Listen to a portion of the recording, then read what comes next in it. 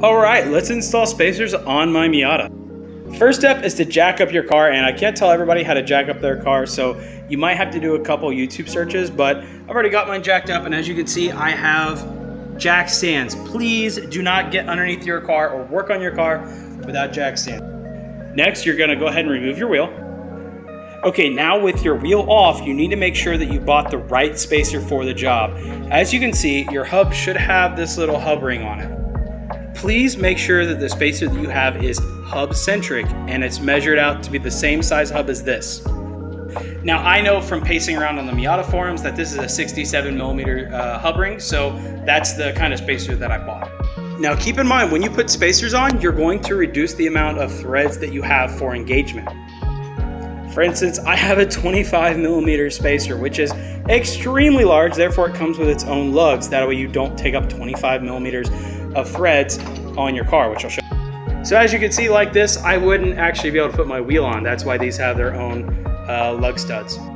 I think the general rule of thumb is to make sure that you have double the diameter of the stud in thread engagement length. But guys, don't play around with this. Make sure you do some research and actually make sure you have a safe spacer for your car. Look at what other people have done and the kind of driving that they have done. For instance, my car is going on track, so I know I've got about 1 inch of thread engagement, which is quite a bit, so I'm pretty happy with this. Okay, now before going on any further, you need to check with your shop cat. Hey Athena? Athena, are we looking good? Yeah, we're good. Okay, in all seriousness, your spacer, if it came with its own lug studs, it probably came with its own nut as well. And you want to make sure that the seat's in all the way and it doesn't extend past the spacer itself. Now, if it does extend past the spacer, or really in general, you want to make sure that your wheel actually has these relief cuts in it as well. So this relief cut should line up with this stud that I'm putting in here, or I should say the nut. And I already know when I tighten these down that it should sit flush or within the spacer. So it shouldn't extend out, and if it does, well, I've got a little bit of relief here. Because you don't want your wheel to sit on this lug nut, you actually want it to sit on the hub bore and the back surface of the spacer.